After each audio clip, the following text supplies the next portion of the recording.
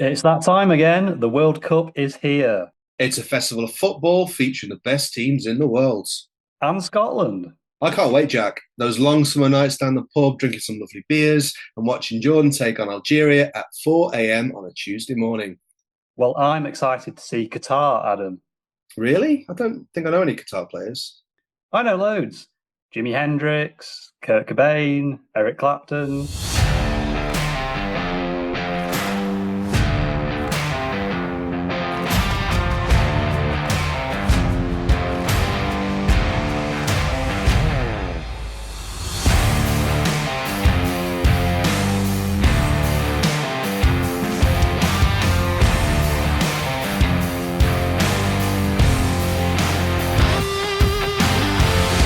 Welcome, everyone, to this special World Cup edition of One More Music Pod. In this episode, we will be picking out some classic World Cup songs that have been the soundtrack to the tournament over the years.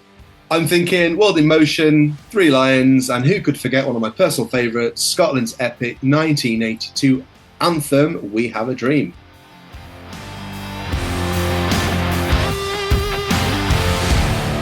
So, Jack, are we enjoying the football? Yeah, we're jumping on the bandwagon, aren't we? We're going to do a World Cup special edition of the show. Something synonymous with the World Cup is, of course, music. There's always some great songs associated with it, isn't there? Any that spring to mind, Jack? Three Lions. Yeah, Three Lions, Vindaloo. Vindaloo, yeah. Let's forget about Vindaloo. Do you remember We're on the Ball by Anton Deck? No. I'd say I remember that one. I mean, I think you're probably the only person in the country that can remember that song. Well, for anyone that's listening, just give it a go after you listen to this episode. It's an absolute belter. Yeah, I'll throw another one out there. Do you remember Sven? By, I don't know if it was called that, by the Ball in like Hardy or something like that. I don't know. Yeah. It was like Sven, Govern Eriksson. That was the one. Yeah, rest in peace. Yeah, I love the World Cup. It's always a good time. It's middle of summer, weather's nice. Yeah, it's probably World Cup weather, isn't it, at the moment? Yeah, about 30 degrees at the moment, isn't it? So what better weather for a World Cup? Yeah, exactly. Let's get into it and let's talk about some classic World Cup songs. Yeah, what should we start with, Jack? Let's start with one of the biggies, World in Motion by New Order. Yeah, it's an interesting one, isn't it? Because New Order, it's a strange direction for New Order to take this one. For Italia 90 World Cup. Few fun facts about the song. It's New Order's only #1 song on the UK singles chart. Which is crazy, isn't it? Yeah, I wonder how they feel about that. I mean, interestingly, I've just finished the book, Peter Hook's book on New Order, and I think they initially decided to do it as a bit of a cash grab.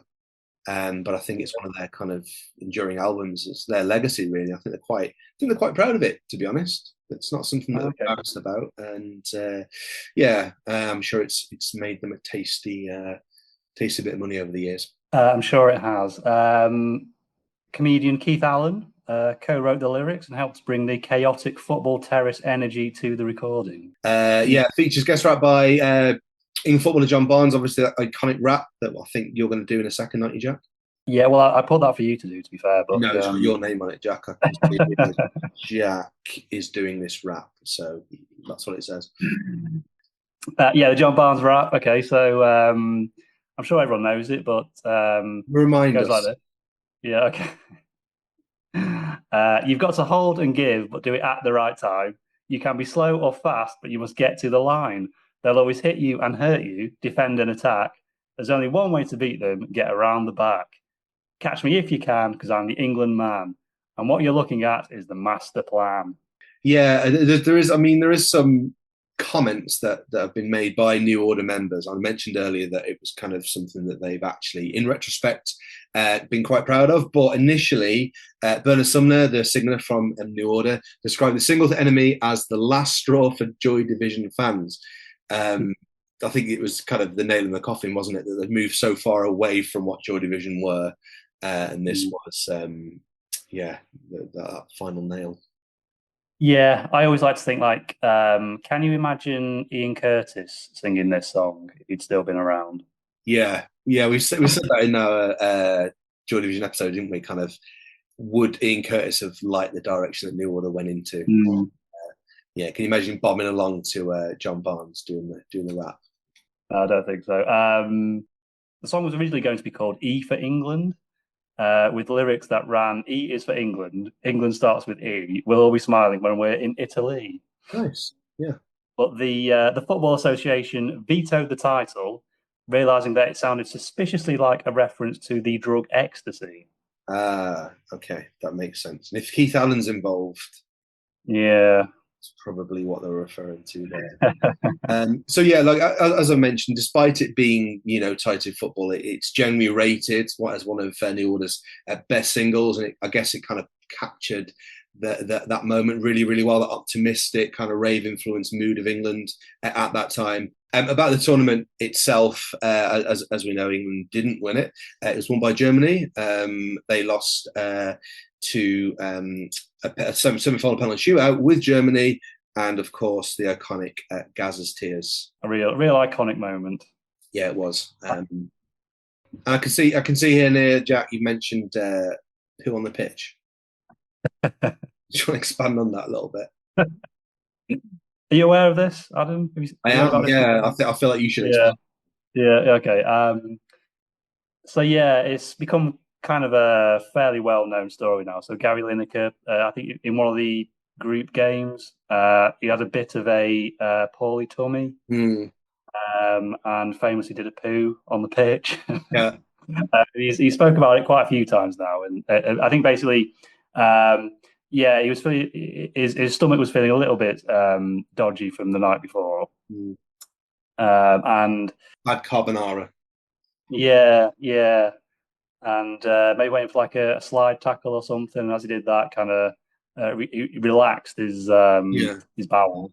We've all been there. And yeah, did a poo on the pitch. He kind of did a weird yeah. like a bum slide, didn't he? To try and dog does when they've had a poo, which I guess is a clever way of kind of wiping it away, I guess. But it is on YouTube if anyone's not seen it. It's quite an iconic moment, isn't it? Yeah, another song I think we have to talk about. Three Lions, Football's Coming Home by Baddiel and Skinner and the Lightning Seeds. Yeah, I really can't stand this song. Oh, what? It's just for me, I'm wearing a Scotland top. Obviously, I've got Scottish family, and I just feel that this is just like English arrogance all over.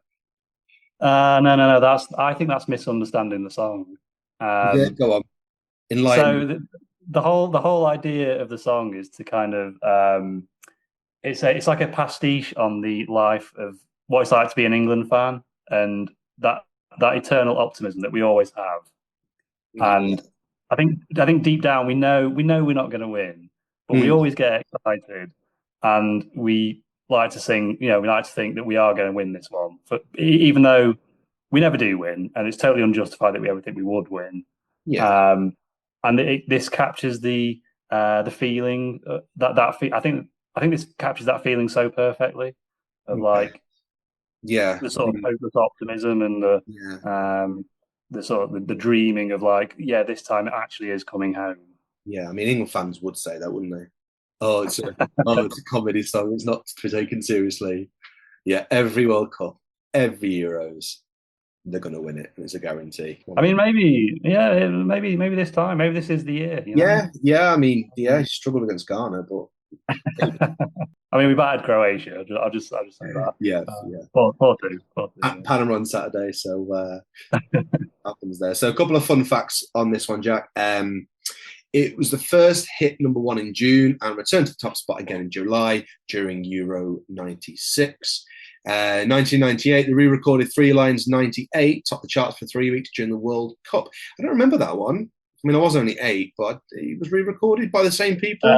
Different people. Yeah, they kind of changed the lyrics a little bit. It's kind of talk about how it nearly came home in 96. Yeah, and how it is going to come home in 98. Yeah, they should just do that every tournament, just like redo it. Yeah. Interestingly, the original version went back to #1 again during the World Cup in Russia in 2018, which set an all-time record as the first song to reach the top spot on 4 separate occasions with the same artist lineup, which is quite interesting. I know, I know. I said I don't really like this song, but it is different to, I guess, other World Cup songs, isn't it? It gives kind of more of a like an emotional tone. And Mm. I know you mentioned at at the start that it maybe isn't something that is, a song that exudes like pure confidence or patriotism. It is, and I take your point. It is that kind of, there is optimism there, but also it's okay to laugh at the fact that England haven't won it in such a long time. Mm. Mm. And I guess that comes from like Baddiel and Skinner, doesn't it, in their kind of comedic backgrounds. Yeah, absolutely. Yeah, yeah. So the song itself, we kind of said this about the World in Motion, how that reflected the time very well. And I think so does this one. It's very kind of mid-90s, like Britpop, isn't it? Yeah. Catchy melodies, simple chants, and that sort of communal stadium feel. So I think that's probably why it's endured for so long. I think, as with the New Order song, it's very kind of captures the zeitgeist. Good word. Yeah, but yeah, good that one. Yeah. Sounds really fantastic. So we always have to kind of look at what the artist has said. I mean, can we call Franz Skinner an artist? I guess he is. I do like Franz Skinner. And he said that the reason why it kind of resonated with fans, he said it was more about being a football fan for which 90% of the time is about losing. Yeah, so the idea captures the whole spirit of the Three Lions. So it's hopeful, nostalgic, and slightly pessimistic at the same time. So yeah, I'm a massive fan of this song. So this song was originally released for the Euro 1996 tournament. Again, won by Germany. And again, England lost in a semi-final penalty shootout to Germany. Yeah. And for me, yeah, the enduring memory of that is Gareth Southgate's penalty miss. Yeah, watched that many times. I did feel for him. Yeah, I still remember being sat at home watching that, and that was I think Euro '96 was like the first tournament I was sort of, I was sort of 7 at the time. It was the first one I sort of was aware of and followed. Yeah. And it was my first kind of lesson that England aren't going to win. Your first exposure to disappointment of being an England fan. Yeah. That's continued to this very day. Yeah, yeah. Right up until he missed that penalty, in my head it was like, oh yeah, of course we're going to win. England's going to win. Obviously they're going to win. We're the best in the world ever. Yeah, yeah, yeah. And that's a feeling that's just endured for the next 30 years. Still waiting to see them win a tournament. Yeah. Quick mention for, do you remember It's Coming Home for Christmas that came out in the 2022 World Cup? No. Well, again, they re-recorded it and did like a kind of Christmassy version of the song. Yeah. Didn't go down as well. But... No, nothing like flogging a dead horse, is there? Surprised I'm not done one for this year, to be honest. Is there an England World Cup song for this year? Hold on, let's England World Cup song 2026. Let's see if there is one. No, there isn't. Yeah, that's a shame. But yeah, the English Football Association has not commissioned or released an official England World Cup songs. So yeah, no, not done one this year. Boring. Right, Adam, I think it's time for a hydration break. Boo! And we'll be right back after this short break. Nailed it. Something else that's kind of a bit of a throwback that we don't really get anymore is like the team anthems, where like the team would like go to a World Cup. They'd have like their own song, wouldn't they, they'd sing. Yeah. I think the classic one is the England 1970 World Cup song. It's called Back Home. Back home, they'll be thinking about us when we are far away. Back home, they'll be really behind us in every game we play. England, they went to that World Cup. They were the reigning world champions, of course, after winning 1966 World Cup. But again, knocked out by Germany. 3-2 defeat in the quarterfinals. So another classic tournament for England there. Yeah, and then they failed, didn't they, qualify for the next 2 World Cups after that? They did, yeah. Scotland don't really qualify for World Cups, don't they? So there's not many team anthems to go back and look at. But there is one that they did in 1982 called "We Have a Dream," And it was their rallying cry for the, I'd say, 1982 World Cup. And it is a warm, slightly whimsical anthem written by B.A. Robertson and sung by John Gordon Sinclair, which is such a Scottish name, backed by the Scotland squad. Yeah, I do like this one because, again, I feel like Scotland, they don't take themselves too seriously. Like the noisy neighbours in England do, and it's kind of we've done it. We've qualified for a World Cup. Let's just have a laugh and wear kilts and drink beer and just see what happens, kind of things. And it's very Scottish, isn't it? And it's just kind of reminds this small nation of Scotland that they can they can qualify for things and have a bit of fun with it, I guess, which is kind of what Scotland fans are doing now at the moment in the US and Canada or wherever they are at the moment. Yeah, I've seen quite a lot of stuff online in the last week or two. Looks like they're having a good time, drinking lots of beers. Lots of beers. I think England fans as well have had a good go as well. I think a lot of places a lot of bars and pubs and places like that have run out of beer, haven't they? Don't really know what's hit them, really, do they? Yeah, I guess the Americans they're not so used to our sort of football culture, are they? Really, I think when they go to their sports events, they're a bit more well behaved. Yeah. Yeah. Right, so this has been nice, chatting about a few World Cup songs. I think it's time for a World Cup music quiz. Yeah. We've each got 3 questions that we're going to ask each other, and we'll see who comes out on top. Sounds good. Right, okay, so Adam, I'll go first. Okay. So, your first question. Which artist sang La Copa de la Vida, which translates as the Cup of Life, which was the massive official anthem for the 1998 FIFA World Cup in France? Assuming they're a French artist. No. La Vida might be a bit of a clue. La Vida. Yeah, he liked to live La Vida Loca. Oh, Ricky Martin. Yeah. Ricky Martin. Oh, surely it would be a French person, but anyway. Okay, so 1-0 to Adam. Okay, Jack. My question is, which official FIFA World Cup anthem included the lyrics, "Together now, we'll make it better"? Can I have a clue? Like, what year was that? It was for the 2006 FIFA World Cup.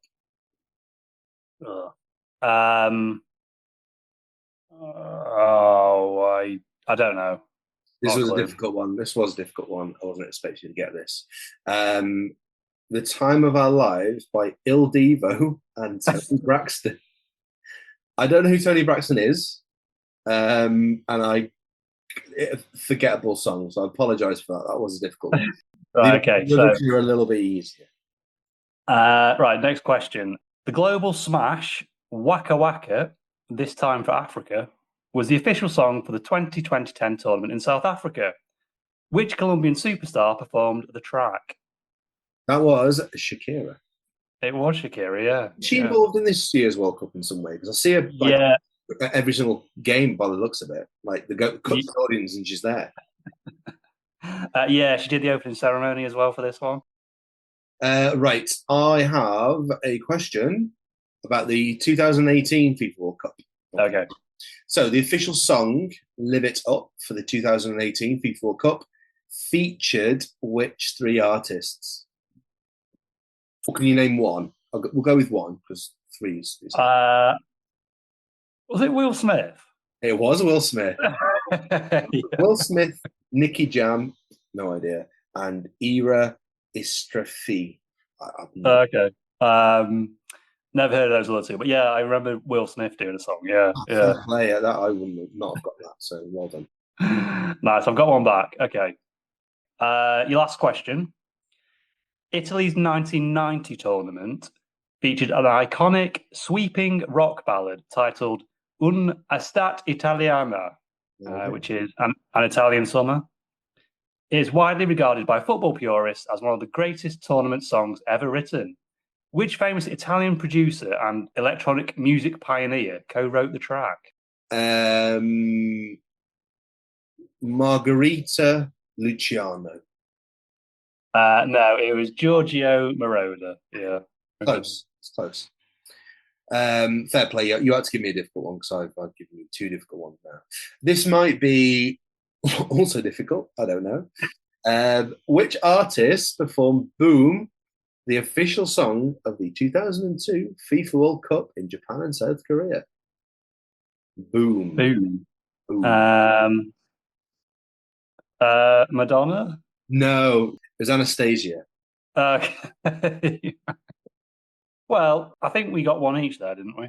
Should we just call that a draw? We've got a draw. We've both won the World Cup. We'll lift it together, and we'll both share an ice bath later. Yeah, everyone's a winner. Who's a winner? Yeah. Okay, well, I think that just about wraps up this World Cup special edition episode of One More Music Pod. Yeah, enjoyed that. Something a bit different. Yeah, nice bit of a football chat there. It's always always goes down well. Should we end on a prediction, Jack? Who do you think is going to win the World Cup? Serious prediction. I think France. France. Yeah. Can't see past France, really. Probably another France-Argentina final. Imagine that. That'd be pretty cool, yeah. Messi v Mbappe part 2. I'd be up for that. Yeah. Yeah, but I agree with you. I think France will probably win it this year. Yeah. So all that's left now is just to wrap things up. Thank you very much for listening. We're going to take a bit of a break now for the summer. In the meantime, do remember to give us a follow on Instagram and TikTok at One More Music Pod, so you can get all our updates and you'll know when we're coming back for some new episodes. Until the next time, my name's Jack. And I'm Adam. Thank you very much for listening, and we'll catch you next time. Bye-bye.